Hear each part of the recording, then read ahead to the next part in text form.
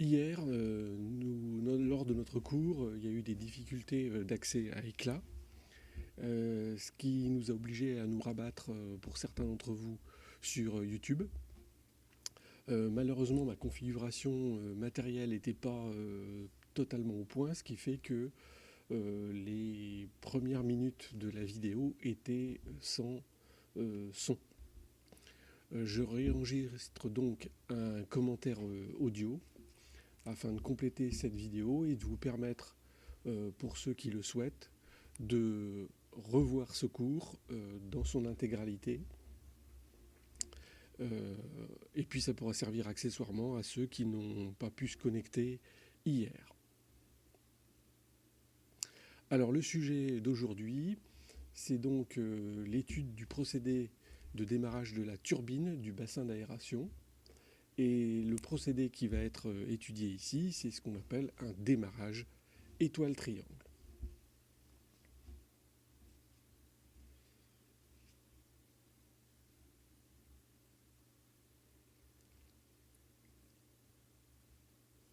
Alors pour commencer, on va s'intéresser à ce moteur de turbine et on va mettre en évidence les caractéristiques de ce moteur de turbine par rapport aux autres moteurs de l'installation.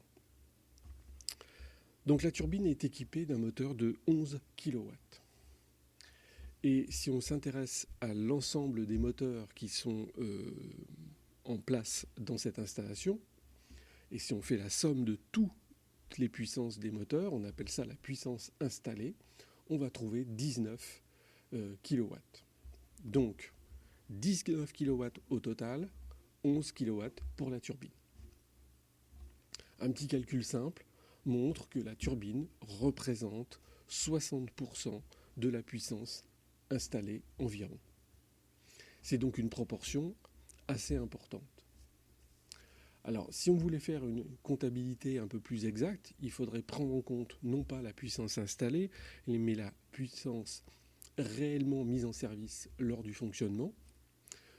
À noter que cette valeur ne serait finalement pas très différente parce que la puissance, dans le cas précis de cette station d'assainissement, la puissance réellement consommée est à peu près identique à la puissance installée à 1 kW près, dans la mesure où pratiquement tous les moteurs fonctionnent simultanément.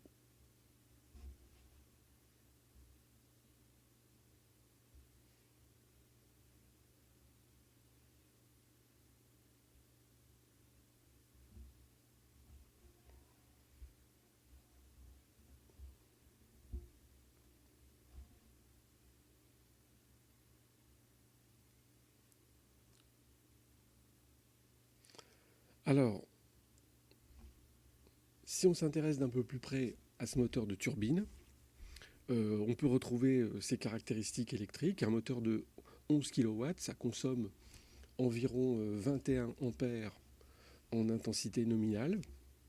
Et si on fait une petite recherche sur ce type de moteur, on va trouver une intensité de démarrage qui vaut 7,7 fois l'intensité nominale, ce qui représente donc ici 161 ampères.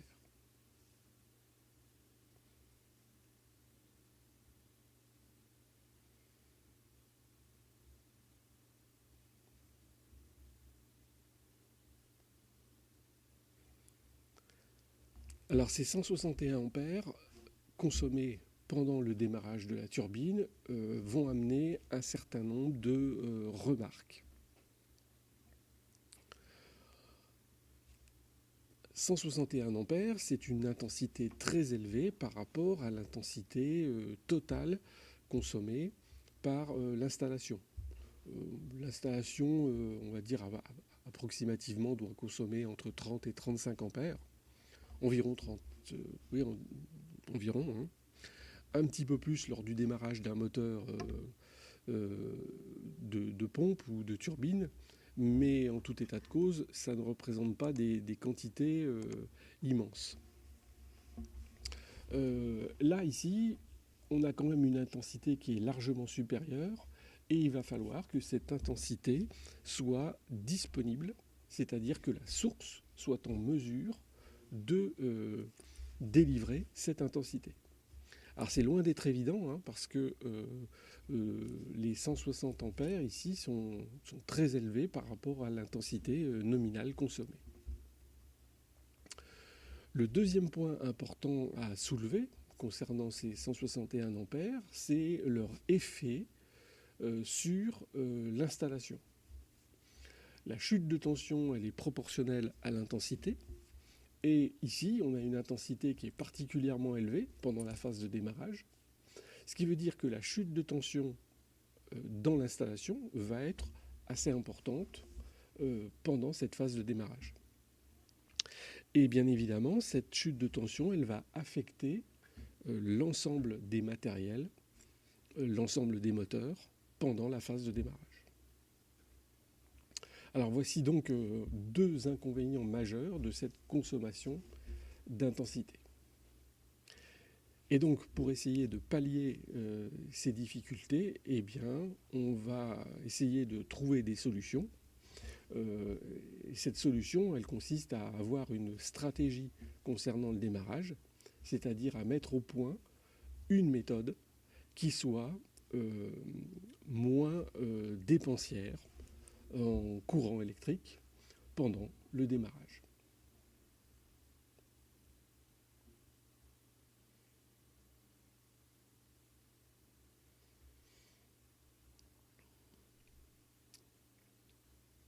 Alors pour obtenir ce résultat, il y a un principe tout bête. On va agir sur la tension de façon à agir sur l'intensité. Et donc, très simplement, on va diminuer la tension pendant la phase de démarrage, ce qui va permettre de diminuer l'intensité pendant la phase de démarrage.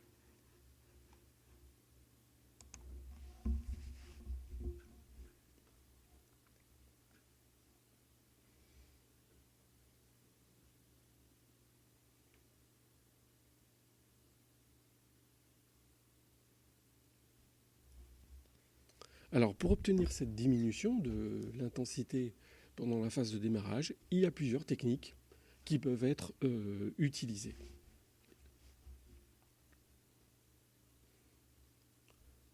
Première technique, très simple, l'emploi de résistance.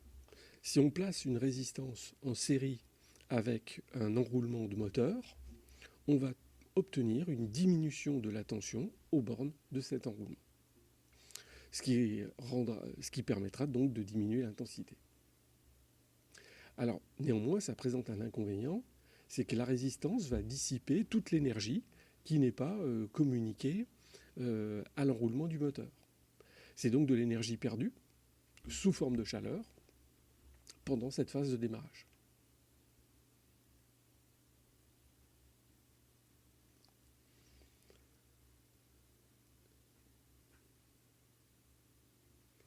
Une deuxième méthode va consister à utiliser un transformateur. Donc le transformateur, lui, permet également de réduire la tension aux bornes d'un récepteur, cette fois-ci avec beaucoup moins de pertes énergétiques. Néanmoins, il y a un inconvénient essentiel, c'est que le coût d'un tel transformateur, qui est un transformateur spécifique, est particulièrement élevé. Et donc, c'est une solution extrêmement coûteuse pour gérer uniquement un démarrage de moteur. Une troisième solution va être d'agir sur le couplage. Alors, en effet, comme on va le voir un petit peu plus tard dans le document, en agissant sur les couplages des enroulements, on va pouvoir obtenir le résultat souhaité, c'est-à-dire diminuer l'intensité, car on aura diminué la tension.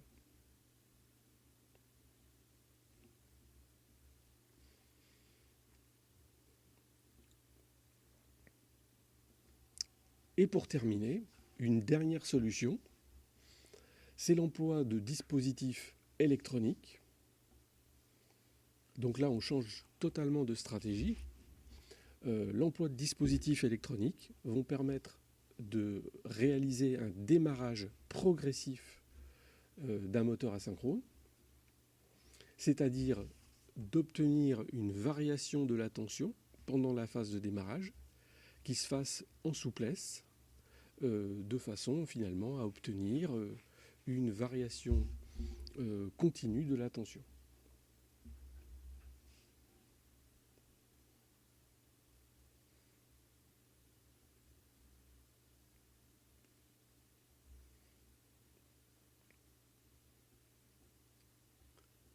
Alors, si on fait un petit bilan de ce qui est utilisé à l'heure actuelle, les dispositifs électroniques, aujourd'hui, sont des systèmes extrêmement utilisés.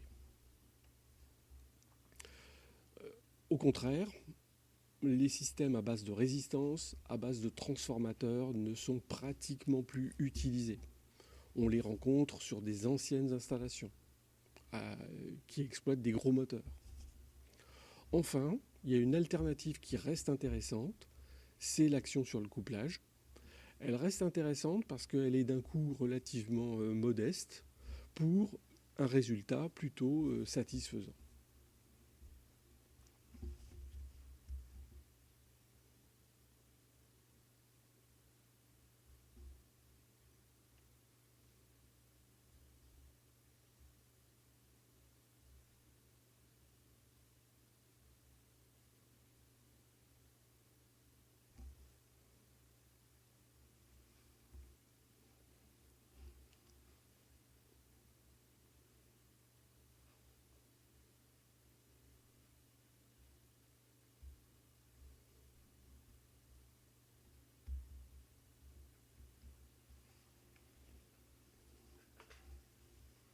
Alors maintenant qu'on a terminé cette introduction, eh bien on va pouvoir passer au TD proprement dit. Et donc dans ce TD, c'est bien sûr la solution de l'action sur le couplage qu'on va privilégier, puisque dans le démarrage étoile-triangle, on va tout simplement changer le couplage des enroulements du moteur pendant la phase de démarrage. Alors pour commencer, on va s'intéresser dans les premières questions de ce TD au circuit de puissance. Donc ce circuit de puissance, vous l'avez dans vos documents. Concrètement, vous le trouverez sur le folio 2 des schémas électriques. Alors il est situé à gauche dans le folio 2. On va donc trouver ce montage qui comporte 3 contacteurs qui sont notés KM60, KM61, KM62, ainsi qu'un disjoncteur que l'on ne va pas étudier proprement dit. Voici les questions qui portent sur le circuit de puissance. On ne va pas forcément les traiter dans l'ordre. On va essayer d'abord de finalement s'intéresser aux liaisons qui sont établies par les différents contacteurs. Et puis ça nous permettra ensuite de répondre aux questions sur les couplages réalisés par ces différents contacteurs. Alors moi ici j'ai dessiné différentes plaques à bornes qui vont nous permettre de traiter les 3 contacteurs KM60, 61 et 62 et de visualiser sur 3 petits dessins les connexions qui sont effectuées. Alors il n'y a pas d'obligation de procéder de cette façon, hein, c'est juste une commodité pour visualiser au mieux les connexions électriques.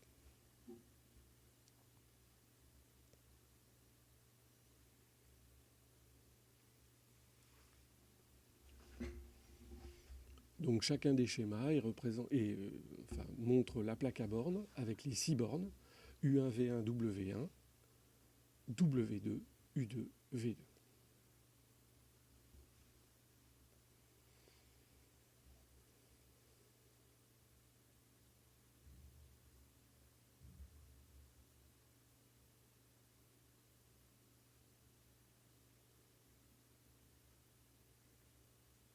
Alors pour commencer, on va s'intéresser au contacteur KM61. Il y a néanmoins un petit préalable, c'est d'imaginer que le contacteur KM60 est lui-même fermé. Et donc maintenant, bien, on va imaginer que les 3 pôles de KM61 sont fermés. Alors quand on ferme le premier pôle, eh bien, on peut établir le circuit que vous voyez ici en vert. Et on va procéder de la même façon pour les autres pôles. Donc le pôle du milieu, ici en bleu.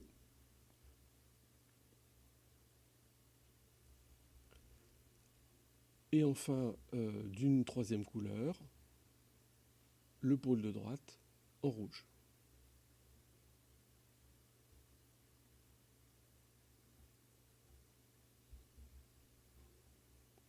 Donc on voit bien ici les 3 liaisons qui ont été établies par le contacteur KM61.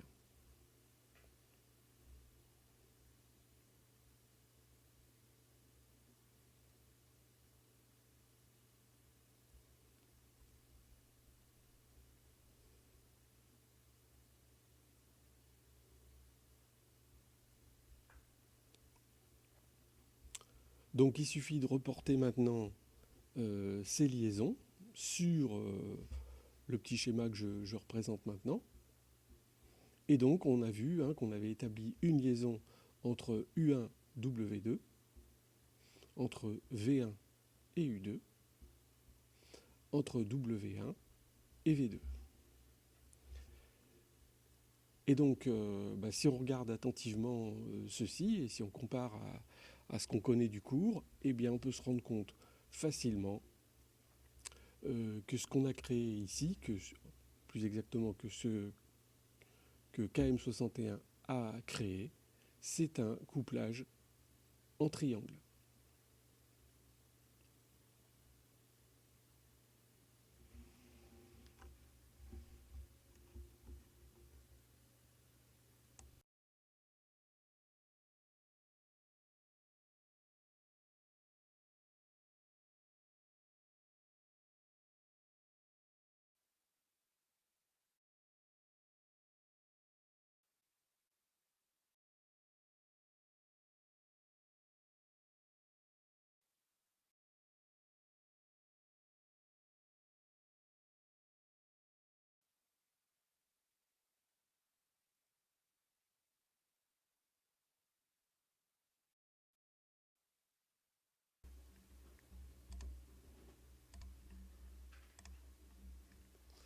Voilà. Alors, vous allez me dire, je crois que j'ai résolu le problème en ce qui concerne le son sur YouTube. Donc vous me direz à l'occasion, pour ceux qui sont sur YouTube, je pense que j'ai mis le son, j'avais un petit souci de configuration.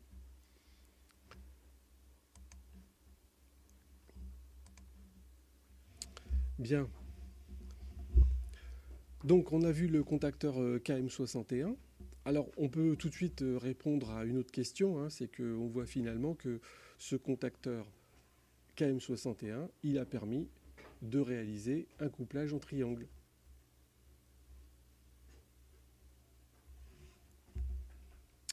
On va faire la même chose pour un autre des contacteurs. Je vais supprimer un petit peu de fil si je peux le faire, pour que ce soit plus facile pour vous. Alors.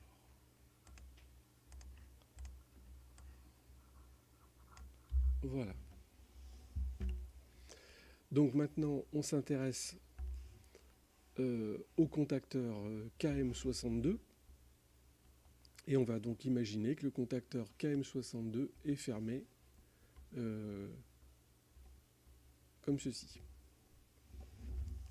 Alors, si on regarde les liaisons qui sont établies, on va se rendre compte que le contacteur rejoint différentes bornes du moteur.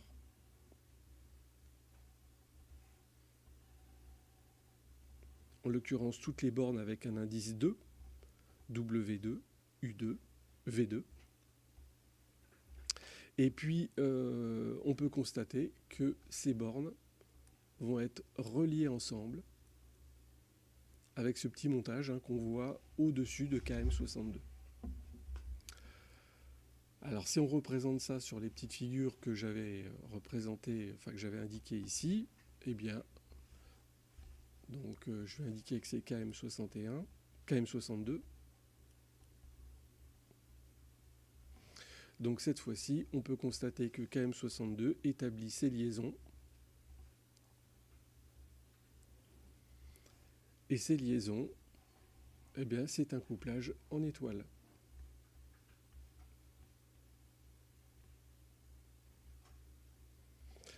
Donc ça veut dire que finalement, dans ce montage qui permet un démarrage étoile-triangle, on a un contacteur qui assure le couplage étoile, un autre contacteur qui assure le couplage en triangle. Alors on va tout de suite s'intéresser à la dernière question, la question 5. Et là encore, on va regarder sur le schéma électrique. Je vais faire un petit peu de ménage pour que ce soit plus facilement lisible.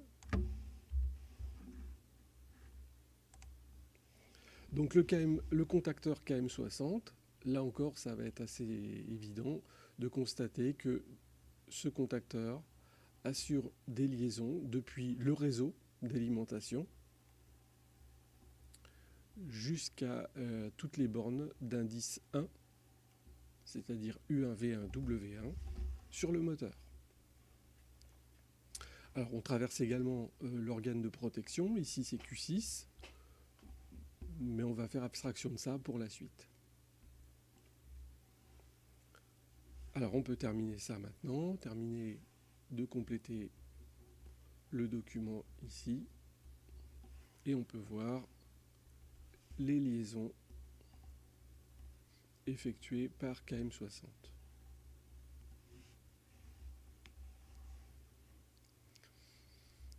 Alors finalement, KM60, on l'appelle le contacteur de ligne, et ça signifie en fait que c'est un contacteur qui alimente le moteur en mettant en lien les enroulements avec la ligne d'alimentation. Donc pour résumer, il faut 3 contacteurs pour obtenir un démarrage étoile-triangle, un contacteur de ligne ou contacteur d'alimentation, un contacteur étoile, un contacteur triangle. Alors il nous reste une petite chose à voir, c'est la particularité concernant les contacteurs KM62 et KM61. On retourne sur le schéma électrique, je vais à nouveau faire un petit peu de ménage pour supprimer les éléments en trop.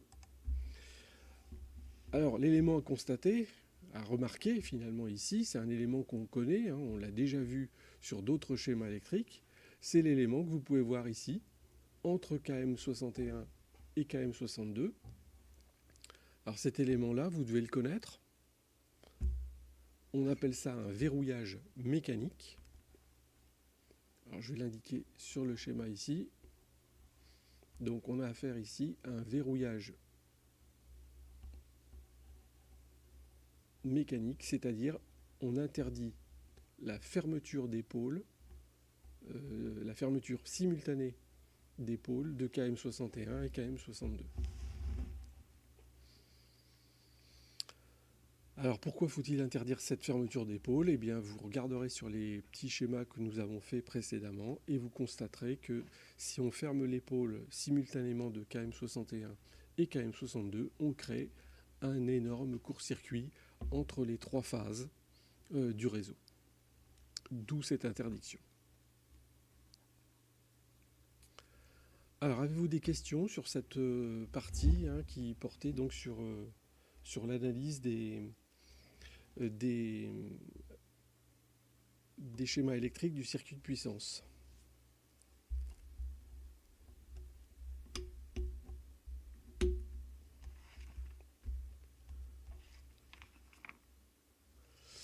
Alors le verrouillage mécanique, on l'a abordé déjà dans le TD précédent, hein. Dans le TD numéro 3, on avait déjà abordé la notion de verrouillage mécanique. Le verrouillage mécanique, il est là pour interdire que des pôles qui appartiennent à des contacteurs différents soient fermés simultanément. En fait, hein, ce qu'on doit interdire, c'est de fermer à la fois KM61 et KM62. Si on les ferme tous les deux, voilà ce qui va se passer, hein. On va établir des liaisons. Alors je vais essayer de le représenter ici, hein. Si on ferme les deux contacteurs, alors on va le faire comme ça. Voilà, on va faire cette liaison-là, celle-ci et celle-là. Donc là, on a fermé KM61. Je ferme en même temps KM62.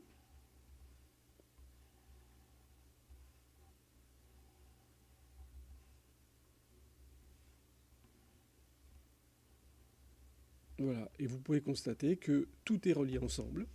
Les phases L1, L2, L3 sont reliées ensemble. Et donc dans ce cas-là, on crée un court-circuit.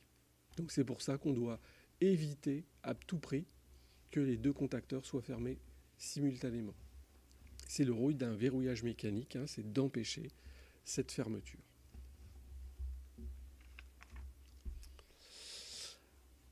Allez, on va continuer avec la suite. On se retrouve sur le paragraphe 2 de votre document. Voilà. Et donc, dans ce paragraphe 2.2, on va s'intéresser au fonctionnement d'un moteur qui serait branché soit en couplage étoile, c'est le schéma de gauche, soit en couplage triangle, c'est le schéma de droite.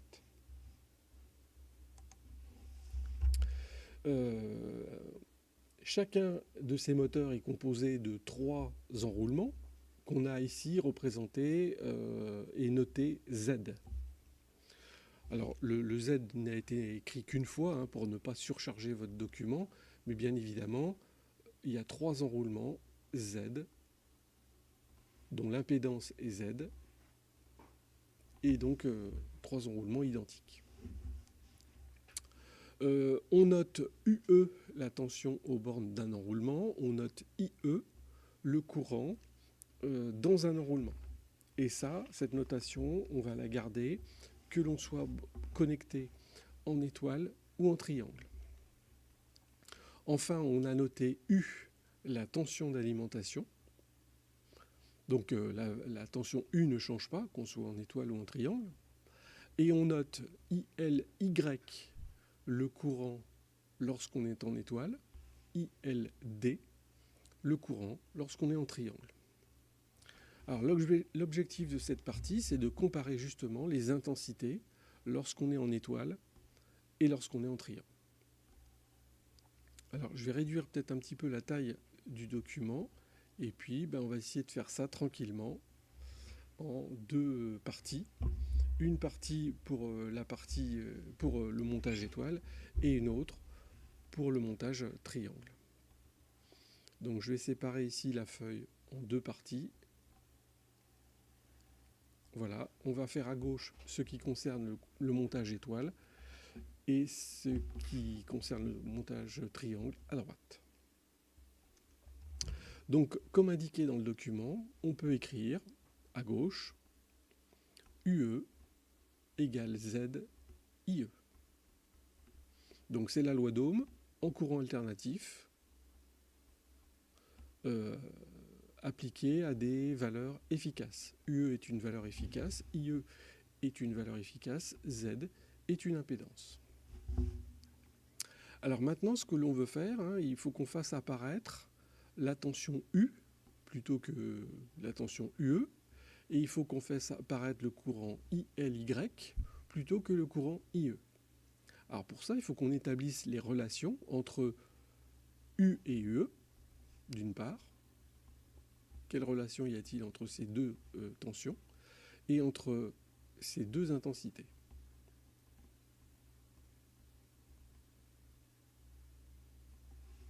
Alors entre les deux intensités, ça ne pose pas de difficulté. Vous pouvez constater que le fil dans lequel circule ILY, c'est le même fil dans lequel circule IE. Ces deux intensités sont donc en fait les mêmes. Et donc je peux écrire que ILY est égal à IE.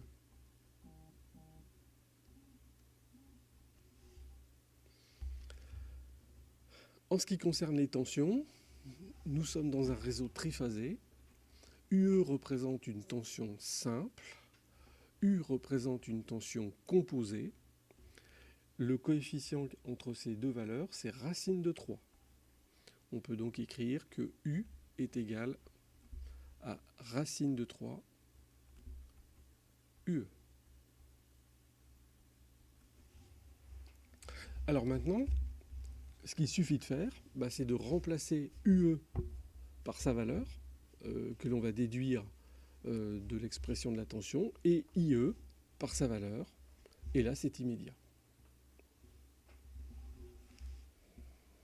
Donc ça va donner ici à gauche, je remplace UE par sa valeur, donc je vais écrire U sur racine de 3,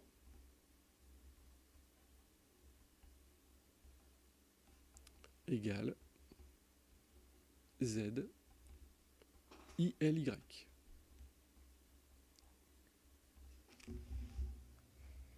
Alors maintenant, il faut faire exactement la même chose pour le montage triangle. Donc ce qui va donner la chose suivante, on part toujours de la même expression, UE égale Z IE.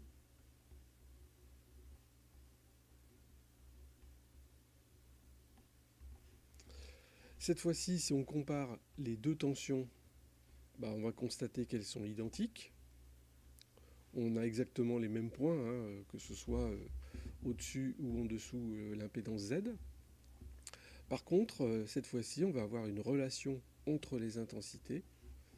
Et cette relation aussi, c'est également un rapport de racine de 3. Donc on va écrire ici que U est égal à UE. Et on va écrire que ILD c'est égal à racine de 3 fois IE.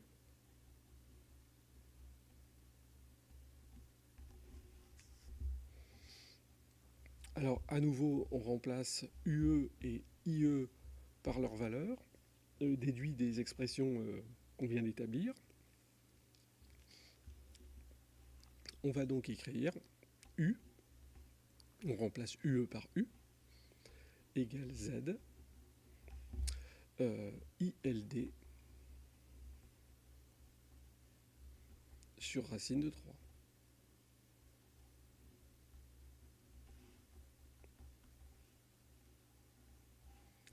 Donc voici les expressions qu'on obtient pour un montage étoile à gauche, pour un montage triangle à droite. Alors maintenant, ce qu'on veut, c'est faire une comparaison entre les deux intensités, c'est-à-dire l'intensité obtenue pour un montage étoile et celle obtenue pour un montage triangle.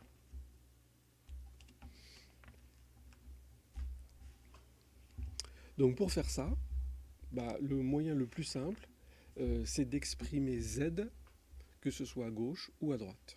Alors je vais décaler un petit peu vers le haut. Donc à gauche, on va écrire que Z est égal à U sur racine de 3 ILY. Et à droite, on va écrire que Z est égal à U racine de 3 sur ILD.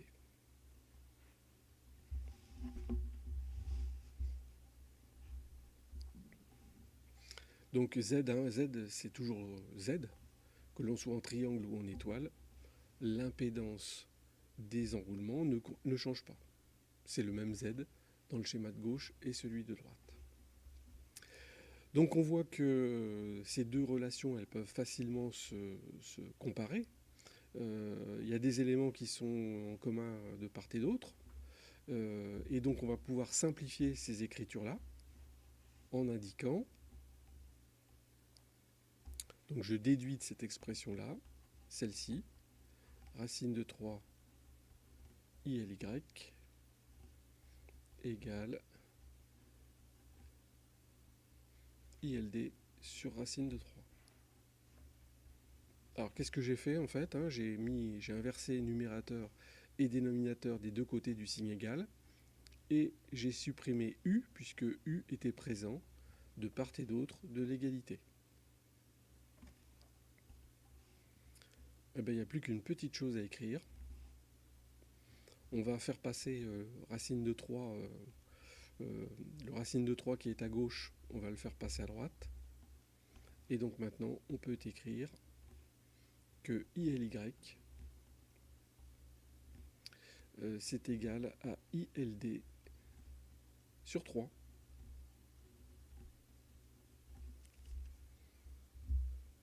Et donc, dit autrement, ça veut dire que si je prends un moteur qui est normalement couplé en triangle et que je le couple en étoile, le courant sera divisé par 3. Alors à noter que ceci, hein, c'est dans la ressource que vous avez à votre disposition dans le document. Voilà.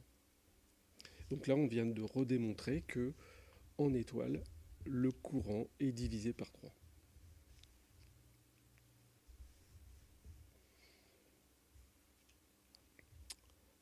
Alors, on va s'intéresser maintenant au couple.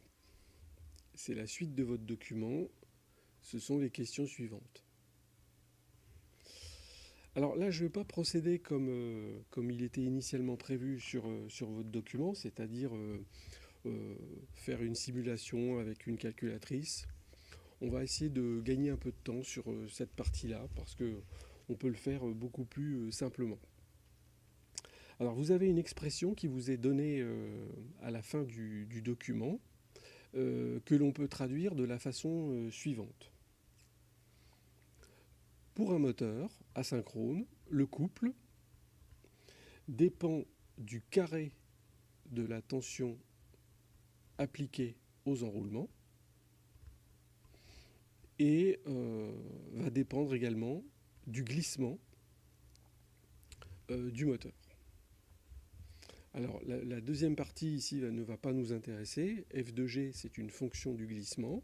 C'est ce qui donne l'allure du couple en fonction de glissement. Nous ici, on va s'intéresser à la tension. Alors il y a deux cas de figure à prendre en compte. Premier cas de figure, on est en triangle. Alors on l'a vu précédemment, hein, quand on est en triangle, la tension aux bornes d'un enroulement, c'est la tension du réseau, c'est la tension composée du réseau. Dans ce cas-là, on va écrire que le couple, donc le couple en triangle, c'est U au carré F de G. Alors maintenant, si on se met en couplage étoile, voire phase précédente, la tension aux bornes d'un enroulement, elle vaut U sur racine de 3.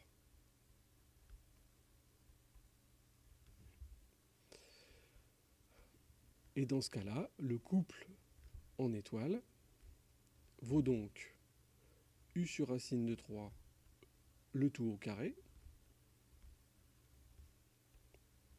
F de G, ce qui s'écrit également U au carré sur 3, F de G. Et U carré F de G, eh bien c'était le couple en triangle. On peut donc écrire que le couple en étoile est égal au couple en triangle divisé par 3. Alors là aussi, c'est un élément que vous avez dans la ressource qui vous était fournie avec le TD4, hein, et qui indique que en couplage étoile, un moteur à son couple qui est divisé par 3. Donc finalement, c'est assez simple à retenir. Lorsqu'on fait un démarrage étoile-triangle, lors de la phase étoile, le courant sera divisé par 3 et le couple sera divisé par 3. Alors on va synthétiser tout ça en utilisant les caractéristiques qui sont données dans le paragraphe suivant. Alors ces caractéristiques, ce sont les caractéristiques standards d'un moteur asynchrone. Donc les courbes qui sont données, que vous pouvez voir en bleu sur le document, elles correspondent au couplage triangle. Donc à gauche la courbe d'intensité, à droite, la courbe de couple. La courbe en vert matérialise le couple résistant. Donc sur ces courbes, nous allons ajouter maintenant la courbe d'intensité en étoile et la courbe de couple en étoile. Alors je vais faire ça en noir, ici. Alors c'est assez simple pour l'intensité, puisque ici, on peut remarquer que l'intensité de démarrage, c'est 6 fois l'intensité nominale en triangle. 6 divisé par 3, ça fait 2. Et ça veut donc dire que l'intensité de démarrage en étoile, va être de 2 fois l'intensité nominale. Et donc maintenant, on va essayer de faire une courbe la plus ressemblante possible, qui va donner à peu près ceci, et qui donc est la même courbe que la courbe bleue, mais 3 fois plus petite. Donc ici en noir, j'ai représenté la courbe de l'intensité en étoile.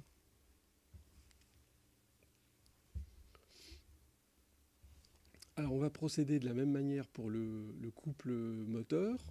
Donc là encore, 3 fois plus petite. Donc ça va donner quelque chose d'à peu près ici.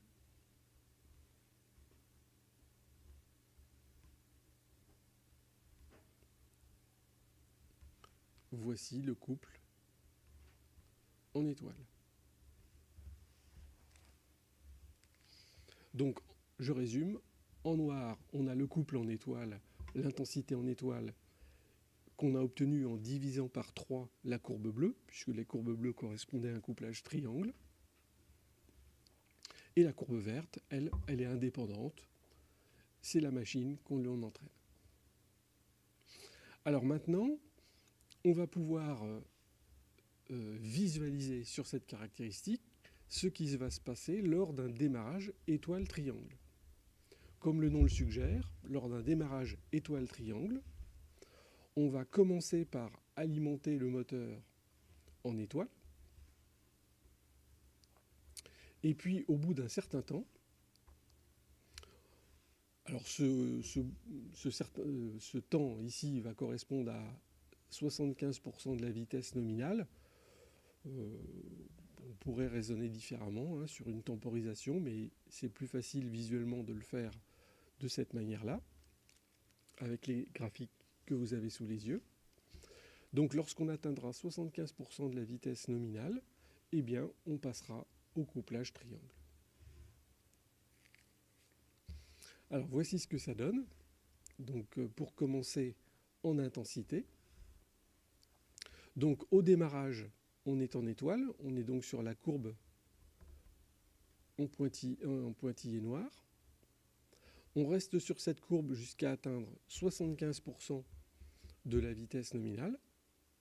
Et lorsqu'on atteint cette vitesse, eh bien, on change de couplage, c'est-à-dire qu'on passe en couplage triangle. Donc brutalement, on change de caractéristique et on atteint cette nouvelle caractéristique. Et on s'arrête lorsqu'on obtient le courant nominal, c'est-à-dire là où j'ai mis le point final ici. Donc on voit nettement qu'on a deux parties dans cette caractéristique, une partie étoile en quelque sorte, une portion triangle. Et on voit aussi nettement une pointe d'intensité au moment du changement de couplage. Cette pointe d'intensité, elle est relativement importante, mais elle est sans conséquence en termes d'échauffement, parce qu'elle va durer très peu de temps. Alors, si on regarde le couple, donc on commence avec un couple en étoile, ici. 75% de la vitesse, on bascule sur un couple en triangle. Et lorsqu'on atteint le point de fonctionnement nominal, ici, intersection des courbes bleues et vertes, eh bien on atteint le point de fonctionnement. Alors là aussi, on peut voir plusieurs choses. On peut voir notamment que pendant la première phase de démarrage, le couple moteur est plutôt faible. Ça veut dire que l'accélération va être modérée pendant cette phase de fonctionnement. Et puis là aussi, on observe un pic de couple qui n'est pas très gênant puisqu'il intervient alors que le moteur a quasiment terminé son démarrage. Et donc on voit assez facilement la façon dont le moteur fonctionne bien avec deux sens de rotation. Avec, deux phases lors du démarrage.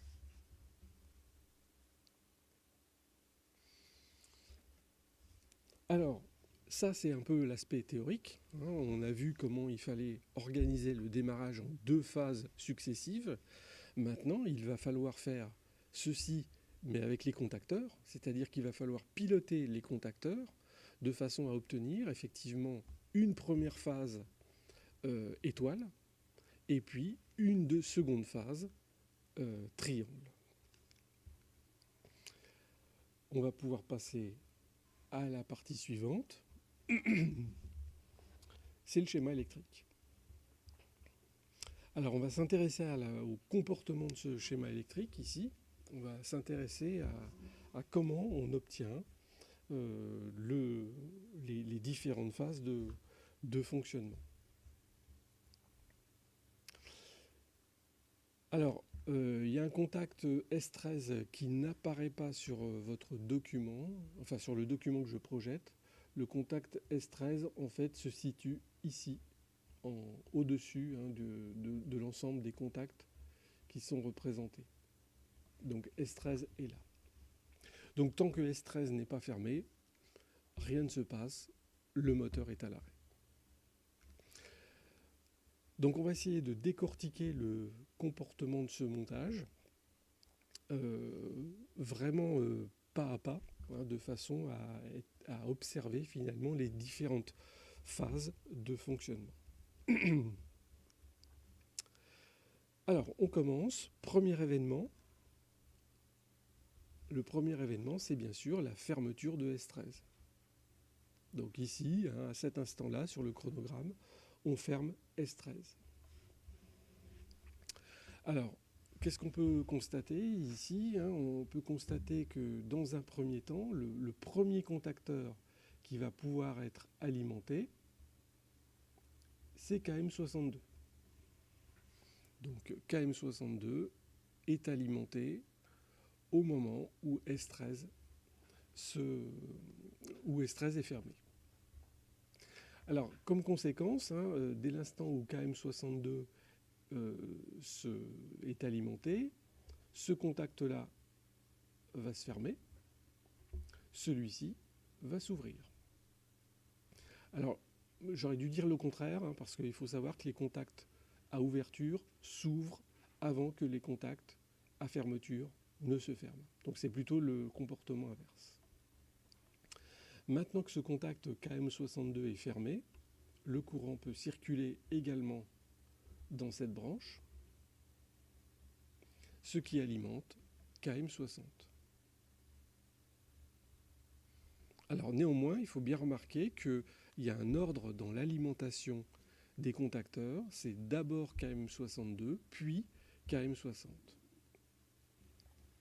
Alors si on regarde le rôle de nos contacteurs, le rôle qu'on avait établi dans la première partie de ce cours, on a vu que lorsqu'on alimente KM62, on est en couplage étoile. Et lorsqu'on alimente KM60, on alimente le moteur. Donc ça veut dire qu'à partir du moment où KM60 et KM62 sont fermés, le moteur commence son démarrage et on a ici la phase étoile.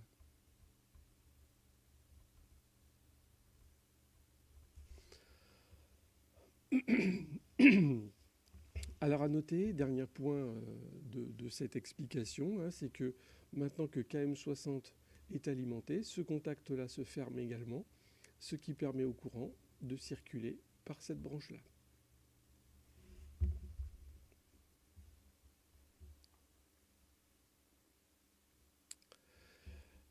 Alors l'événement suivant qui va se produire va concerner le contact temporisé qui est ici.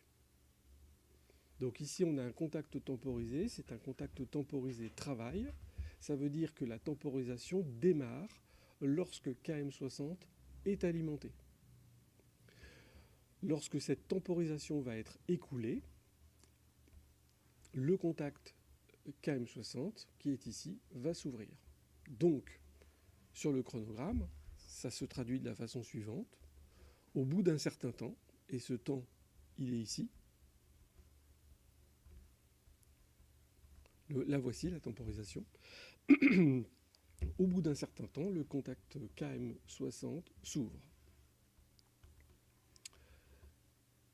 Alors, si le contact KM60 s'ouvre, cette branche-là ne peut plus être alimentée. Donc, ça veut dire que KM62 ne fonctionne plus. Ça veut donc dire que le contact qui était ici ouvert ne l'est plus. Ça veut dire également que ce contact-ci n'est plus fermé. Mais maintenant, le contact KM62 étant fermé, il y a possibilité de passage du courant dans cette branche. Ce qui alimente KM61 et ouvre son contact. Donc ça veut dire qu'en quelques dixièmes de seconde, KM62 n'est plus alimenté, KM61 est alimenté à son tour. Aucun changement pour KM60. Vous pouvez constater que dans la branche de droite, rien n'a changé. On a maintenant KM61 qui est alimenté, ainsi que KM60. Et si on regarde le circuit de puissance, on a donc toujours le contacteur de ligne qui est alimenté et le contacteur triangle qui est fermé.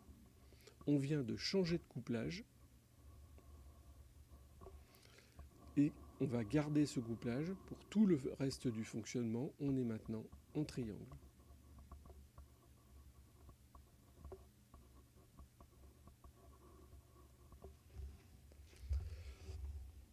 À partir de là, le montage est figé, le moteur reste en fonctionnement. Et bien évidemment, pour couper le moteur, il suffit de couper l'alimentation au niveau de S13, ce qui va permettre d'arrêter l'alimentation des différents contacteurs et le moteur va s'arrêter. Donc qu'est-ce qui est à retenir de tout ça, Finalement, on voit que pour obtenir un démarrage étoile triangle, le moyen le plus simple qu'on va employer, c'est une temporisation. En fait, on va régler, grâce à la temporisation, la durée de la phase étoile. Donc le contact temporisé qui est installé ici permet de régler la phase étoile. Donc là, ici, c'est un réglage qui est assez empirique. On va concrètement faire des essais pour obtenir un fonctionnement optimal, c'est-à-dire avoir un passage étoile vers triangle qui se fasse à peu près aux 3/4 de la vitesse nominale. C'est un bon compromis. Alors, je voudrais savoir maintenant si vous avez des questions sur tout ce que j'ai pu montrer dans le cadre de cette activité. Il ne faut pas hésiter si vous avez des questions, que ce soit sur sur YouTube ou sur Éclat. Je vais essayer de vous voir vos demandes, s'il y en a.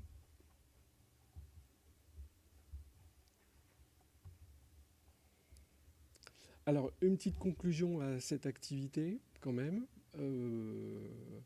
Donc, le démarrage étoile triangle, hein, c'est une solution intéressante lorsqu'on a un moteur puissant que l'on souhaite démarrer.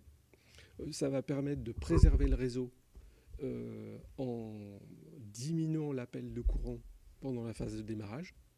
Ça va permettre également de préserver les appareils par un courant, par une chute de tension qui sera limitée pendant la phase de démarrage. Néanmoins, aujourd'hui, on peut considérer que le démarrage étoile-triangle, c'est un système qui est peu performant. Et lorsqu'on veut installer des procédés de démarrage meilleurs que le démarrage direct, on a plutôt recours maintenant aux démarreurs électroniques qui permettent de faire un démarrage plutôt en souplesse, c'est-à-dire un démarrage par augmentation progressive de la tension, ce qui permet d'avoir des résultats bien meilleurs. Un dernier petit mot pour cette séance, pour la séance prochaine, pardon.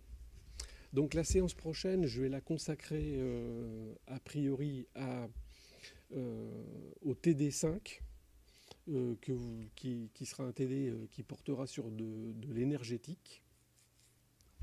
Je pense que je vais privilégier YouTube parce que finalement il y a moins de soucis de fonctionnement, si ça vous convient. Alors n'hésitez pas à me faire un retour d'ici jeudi sur votre préférence, hein, mais je pense qu'un streaming sur YouTube, c'est beaucoup plus fiable qu'Éclat. Et puis surtout, l'intérêt de YouTube, c'est que là, je vais arrêter le streaming et la vidéo va être mise en ligne et vous pourrez la revoir si besoin est. Alors, le petit souci qu'on a eu aujourd'hui, c'est qu'il n'y avait pas de son pendant 15 minutes. Hein, ça fait film muet pendant quelques dizaines de minutes. N'hésitez pas à me poser des questions si vous n'avez pas tout compris, hein, par Éclat. J'y répondrai. Alors, par contre, oui, vos questions, posez-les dans Éclat parce que sinon, je ne regarderai pas ma chaîne, enfin la chaîne pour répondre aux questions. Dernier petit point, je prévois de vous diffuser prochainement un corrigé du devoir que vous avez fait récemment sur le graphe 7. Voilà, je vais vous libérer pour aujourd'hui et puis je vous donne rendez-vous jeudi à 15h30. Dernier petit point pour 15h30, on va utiliser un fichier qui est sur un tableur. Je vous l'ai mis dans le dossier de la classe. Alors ça serait bien si vous pouviez le récupérer d'ici là et l'utiliser. À défaut, on vous ferait des calculs à la calculatrice, mais forcément, à la calculatrice, on ne pourra pas être aussi efficace qu'avec un tableur. J'aurais tendance à vous dire que pour la semaine prochaine, c'est pas tellement la vidéo qui va être importante, ça sera plutôt de m'écouter et on fera un peu un pas à pas sur le tableur. Donc ça sera une activité où vous ferez beaucoup de choses de votre côté. Voilà, s'il n'y a pas de questions, eh bien je vous libère pour aujourd'hui. Bon courage à tous et puis à jeudi.